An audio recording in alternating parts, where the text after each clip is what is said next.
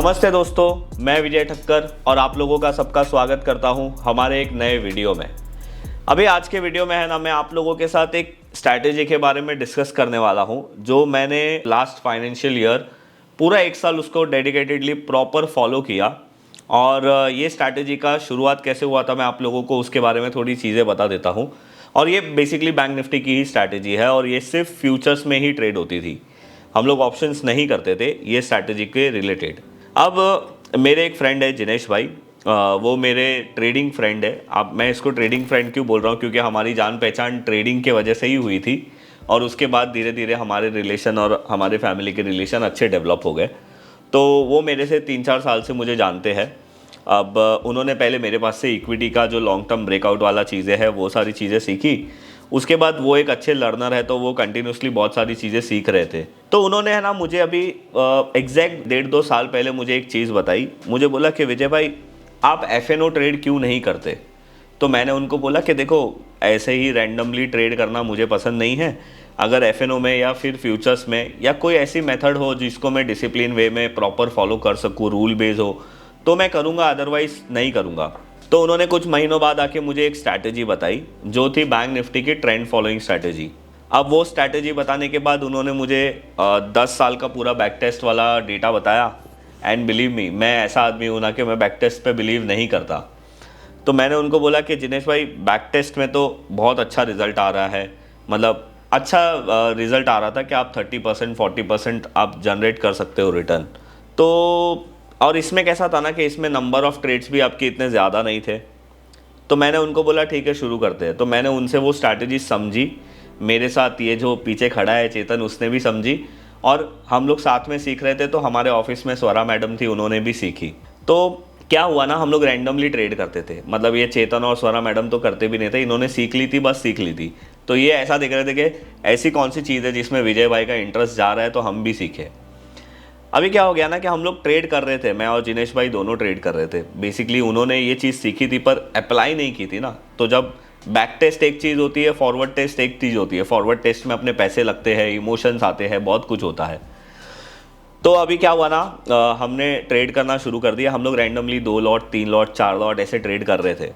2-3 महीने होने के बाद हम लोग ने ये रियलाइज़ किया कि नहीं यार, जो हमने बातें की है उस हिसाब से ये मेथड काम कर रही है, मतलब प्रॉफिटेबल है। जितनी हमको टाइम दे रहे हैं उस हिसाब से ये प्रॉफिटेबल है। तो मैंने जिनेश भाई को बोला कि जिनेश भाई अभी नया फाइनेंशियल ईयर शुरू होने वाला है, मैं लास्ट फाइनेंशियल ईयर की बात कर रहा हूँ। तो मैंने उनको बोला कि ये सारी चीज़ें हैं ना, ऐसे रैंडम लॉट्स करने से पता नहीं चलेगा। हम लोगों को डिसाइड करना पड़ेगा कि कितने लॉट से हम लोगों को, अभी समझो हमने अप्रैल में शुरू किया था और मार्च में, अभी ये जस्ट मार्च जो गया उसमें हमने ख़त्म किया इसको। तो आपको एग्जैक्टली ये देखना पड़ेगा कि समझो आपने 5 लॉट से ट्रेड कर रहे हो, 20 लॉट से ट्रेड कर रहे हो। जैसे बैंक निफ्टी में एक लॉट का मार्जिन है 1.5 लाख रुपीज़। तो हम लोग ने डिसाइड किया कि भाई मैं 20 लॉट से ट्रेड करूंगा। जिनेश भाई ने भी डिसाइड किया कि वो भी 20 लॉट से ट्रेड करेंगे और मार्च 31 तक हम लोग करेंगे, जो अभी हो गया। तो वो टाइम पे जब हम लोग ये डिस्कस कर रहे थे तो चेतन ने भी बोला कि मैं भी करूँगा आपके साथ, अगर आप लोग कर रहे हो तो मैं भी ये चीज़ करूँगा। तो चेतन ने शुरुआत में 1 लॉट से शुरू किया था, तभी बैंक निफ्टी की लॉट साइज़ अलग थी। उसके बाद थोड़े महीनों बाद बैंक निफ्टी की लॉट साइज़ बदल गई, तो फिर 1 के बदले चेतन ने अपने 2 लॉट्स कर लिए। और स्वरा ने भी शुरुआत की थी 2 लॉट से, फिर बैंक निफ्टी की लॉट साइज़ बदल गई तो उसने भी 3 लॉट कर दिए। और मैंने भी कुछ शुरुआत की थी बैंक निफ्टी की कम लॉट से, पर बाद में वापस से हमारा 20 पे आ गया, जो 300 क्वांटिटी हो गया। सो बेसिकली अभी आज के वीडियो में ना मैं आप लोगों को उसका रिजल्ट बताने वाला हूँ और वो स्ट्रैटेजी में क्या क्या प्रॉब्लम हुई और फाइनल उसका कंक्लूजन क्या है एज़ पर रिटर्न, वो मैं आप लोगों को बताने वाला हूँ। तो अभी देखो, विदाउट वेस्टिंग टाइम मैं आप लोगों को डायरेक्ट मेरी फाइल बता देता हूँ। और एक चीज़ आप लोगों को बता दूँ, ये जो मैंने आप लोगों को एक्सेल यहाँ पे दिखा रहा हूँ ना, ये मैंने एंजल से डायरेक्ट पीएनएल, जो टैक्स वाला पीएनएल होता है, वो पूरा डाउनलोड किया है। अगर आपका एंजल 1 में अकाउंट होगा तो आप लोगों को पता होगा। ये जैसे ये स्वरा मैडम का है, तो ये हमने वहाँ से डायरेक्ट पूरा पीएनएल निकाला है। और मैंने आज सुबह से बहुत कोशिश की ये ढूंढने की कि एंजल का पीएनएल मैं आप लोगों को कैसे वेरीफाइड बताऊं, बट उसका कोई ऑप्शन नहीं। अगर मुझे ईयरली पीएनएल वेरीफाइड बताना है तो एंजल का सेंसिबल के साथ ऐसा कोई टाइप नहीं है कि मैं ईयरली वाला पूरा बताऊं। हाँ, ऐसा है कि आप सेंसिबल में एंजल अकाउंट को लॉगिन करके आपने इंट्राडे ट्रेड किया और वहाँ से वो वेरीफाइड होगा वो, पर मुझे पूरा ईयरली बताना था तो वो पॉसिबल नहीं है। तो आप अभी यहाँ पे एक चीज़ देखिए, पहले मैं आप लोगों को मेरा अकाउंट बताता हूँ। ये मेरा अकाउंट है। मेरे अकाउंट में मैंने, अगर आप यहाँ पे देखोगे ना, तो एफएनओ में बहुत सारे स्टॉक्स में ट्रेड किया हुआ है। मारुति हो गया, बहुत सारे हैं। पर अब आज के वीडियो में हम लोग सिर्फ बात कर रहे हैं वो बैंक निफ्टी स्ट्रैटेजी की, कि उसका रिजल्ट क्या आया और मैंने कितने पैसे लगाए थे। तो अभी देखो, यहाँ पे आप लोग देखोगे तो यहाँ से अप्रैल से आप लोगों को दिखेगा, और यहाँ पे देखो फिर 300 क्वांटिटी हो गई, और ये आपको पूरा मार्च तक मिलेगा। अभी 31 मार्च जो कंप्लीट हुआ ना, उसका डेटा है। तो इतने सारे ट्रेड्स हमारे हुए। अब ये स्ट्रैटेजी में कैसा है ना कि ये एक ट्रेंड फॉलोइंग स्ट्रैटेजी है। तो आपका या तो बाय साइड रहेगा बैंक निफ्टी में, या तो सेल साइड रहेगा। बहुत रेयर ऐसा होता है जब आपकी कोई पोजीशन नहीं है। अब इसमें अप्रैल मंथ में तो अच्छा प्रॉफिट आया, मतलब जो महीने का एक क्लोजिंग था वो अच्छा हुआ। मई मंथ में इसमें लॉस हुआ, जून मंथ में भी लॉस हुआ। तो हम लोग सब डर गए कि अरे यार ये क्या हो रहा है, जहाँ से हम खरीद रहे हैं, ये भाई चेतन मुझे बोल रहा था, अरे जहाँ पे हम खरीद रहे हैं वहाँ से ही मार्केट घूम रहा है, क्या मैं इसका उल्टा कर दूँ। और मई और जून मंथ में ऐसा भी हुआ था कि हम लोगों को टारगेट के पास आके पूरा प्रॉफिट जाके फिर वापस से स्टॉप लॉस हिट हो रहा था।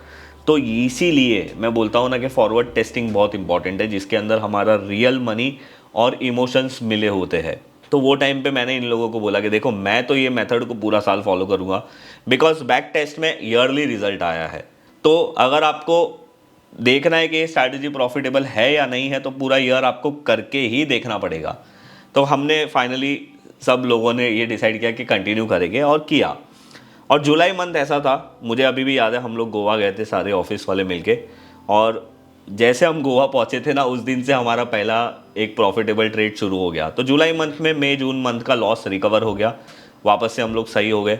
और अभी तक होते होते अभी मैं आप लोगों को इसका रिजल्ट बता देता हूँ। इसमें मैंने फ़िल्टर किया है, इसके लिए नीचे टोटल नहीं आएगा, मैं आप लोगों को करके दिखाऊंगा।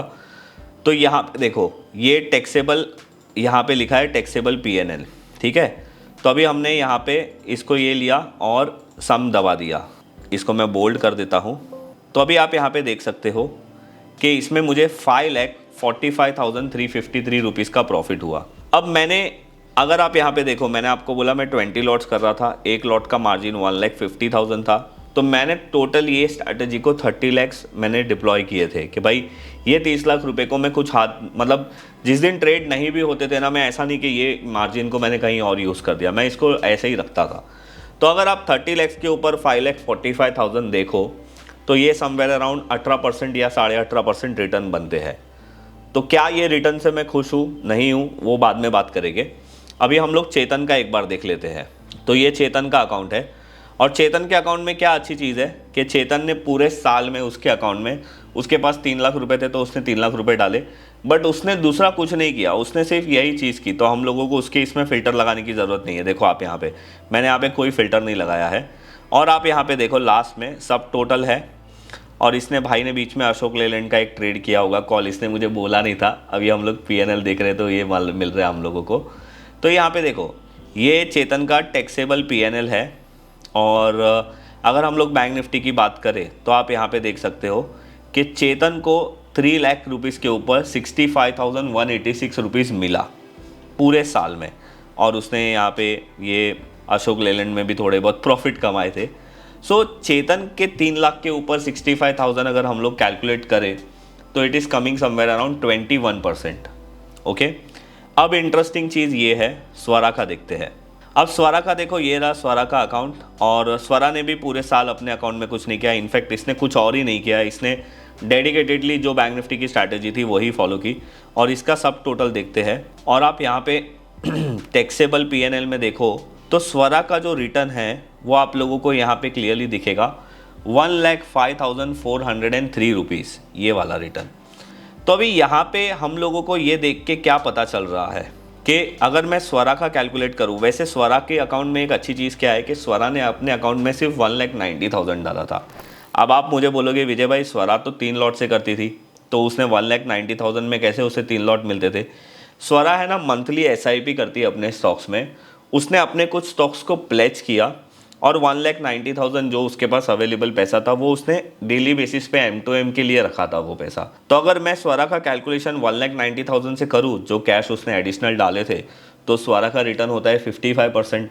बट अगर मैं टोटल मार्जिन से करूँ तो स्वरा भी फिर घुमा फिरा के वही आ जाएगा 20%, 18% या 21% रिटर्न। तो अभी ये पूरी स्ट्रैटेजी का या फिर ये पूरे मेथड का कंक्लूजन क्या है, वो बहुत सिंपल है कि अगर आप ये स्ट्रैटेजी सिर्फ कैश डाल के करते हो तो ये स्ट्रैटेजी में आपको 20% से 21% या 18% रिजल्ट मिलेगा। मेरे हाथ से 2-3 ट्रेड मिस हुए थे, शायद चेतन के भी शुरुआत के थोड़े ट्रेड मिस हुए थे क्योंकि इसका अकाउंट डॉर्मेंट हो गया था। फिर जब तक इसका अकाउंट एक्टिवेट हुआ, भाई का बैंकिंग सिस्टम भी ऐसा था कि एनईएफटी बराबर चल नहीं रहा था, ऑनलाइन नेट बैंकिंग भी इसका एक्टिव नहीं था। ये सब करते करते आई थिंक इसके 15 दिन चले गए थे और ये इतना एक्टिव भी नहीं था, इतना ध्यान भी नहीं था। तो कुछ ट्रेड मिस हुए थे, बट शायद स्वरा के कोई भी ट्रेड मिस नहीं हुए थे। तो ये मैं आप लोगों को इसलिए बता रहा हूँ ना कि ये मेथड अगर आप सिर्फ कैश रख के सिर्फ आप ये स्ट्रैटेजी करोगे तो it is not worth as per me. मैं ऐसा नहीं बोल रहा हूँ, सबके लिए नहीं है, क्योंकि आप जो भी एफएनओ में ट्रेड करते हो आपका टैक्स 30% पड़ता है, राइट। अगर आप इतना ही पैसा इक्विटी में कमाओ तो आपका टैक्स 15% बनता है शॉर्ट टर्म के हिसाब से। सो बेसिकली मैं ये बोलना चाहता हूँ कि ये तीनों अकाउंट में सबसे बेटर मुझे ऐसा लगा कि स्वरा का हो गया, बिकॉज उसने अपने इक्विटी पोर्टफोलियो को प्लेज किया, उसके ऊपर मार्जिन लेके पोजीशन बनाई और जो भी M2M के लिए एक्स्ट्रा पैसा था वो उसने रखा। तो इस तरीके से अगर हम करें तो ये स्ट्रैटेजी प्रॉफिटेबल, अच्छी प्रॉफिटेबल है, अदरवाइज ये स्ट्रैटेजी प्रॉफिटेबल नहीं है। वैसे अगर देखें तो जो स्वरा ने प्लेज किया उसको मार्जिन में यूज़ किया, एक्चुअली उसको भी कैलकुलेट करना चाहिए, पर स्वरा ने बेसिकली क्या किया, अपने 100 रुपीज़ को 2 जगह पे यूज़ कर दिया, राइट। ये नॉर्मल हम लोग ऐसा मान सकते हैं। तो ये है हमारे आज का वीडियो का ये पूरा कंक्लूजन कि ये मेथड में मुझे क्या मिला। बहुत सारे आप लोगों को मैंने बहुत बार मैंने अपने वीडियोस में भी बोला है कि मैं एक स्ट्रैटेजी फॉलो कर रहा हूँ, आप लोगों को बताऊंगा उसका एंड रिजल्ट क्या है। तो शायद अभी मैं ये स्ट्रैटेजी को कंटिन्यू करूँगा, बट जो मैंने लास्ट टाइम गलती की थी ना, 30 लाख रुपए को पूरा डिप्लॉय करके सिर्फ इसके लिए स्पेसिफिकली, ऐसा नहीं करूँगा। मैं वो 30 लाख को या उसमें से 20 लाख को इक्विटी में इन्वेस्ट करूँगा और अच्छे स्टॉक्स ब्रेकआउट्स में रखूँगा, उसको प्लेज करके मैं बैंक निफ्टी में ट्रेड करूँगा। ऑब्वियसली थोड़ा रिस्की है, बट आप एक पैसे को 2 जगह पे यूज़ करोगे तो आपका रिटर्न भी ज़्यादा बन जाएगा। एक बिजनेसमैन को वही करना चाहिए। तो बस ये था हमारा आज का ये वीडियो। मैंने अभी स्ट्रैटेजी आप लोगों को ये वीडियो में नहीं बताई है बिकॉज वो थोड़ी बड़ी है, वो मैं आप लोगों को एक वीडियो में इसका रिजल्ट और स्ट्रैटेजी ये सब नहीं बता सकता। तो अगर आप लोग बोलोगे तो मैं कभी दूसरे वीडियो में वो स्ट्रैटेजी के बारे में डिस्कस करूँगा। और अगर आप लोगों को ये आज का वीडियो पसंद आया है तो आप हमारे वीडियो को लाइक और शेयर ज़रूर करिए। और बस ये था हमारा आज का वीडियो। मैं देखता हूँ कि हमारा वीडियो बहुत लोग देखते हैं बट सब्सक्राइब ज़्यादा लोग नहीं करते। तो अगर आपने हमारे चैनल को अभी तक सब्सक्राइब नहीं किया तो सब्सक्राइब ज़रूर करिए। और मेरा एक व्लॉग चैनल भी है जिसमें मैं पर्सनल अपने जो भी फैमिली व्लॉग्स होते हैं वो डालता हूँ, जो भी अपनी रूटीन लाइफ के बारे में होता है वो डालता हूँ। तो अगर आप लोगों को वो देखना है तो उसकी लिंक भी मैं नीचे डिस्क्रिप्शन में दे दूँगा, आप उसको जाके भी सब्सक्राइब कर सकते हो। मुझे पसंद है वीडियो बनाना, व्लॉग बनाना, तो मैं बनाता हूँ, बाकी आपकी इच्छा। मैं मिलूँगा आप लोगों को ऐसे ही कोई नेक्स्ट वीडियो में, तब तक के लिए बाय बाय।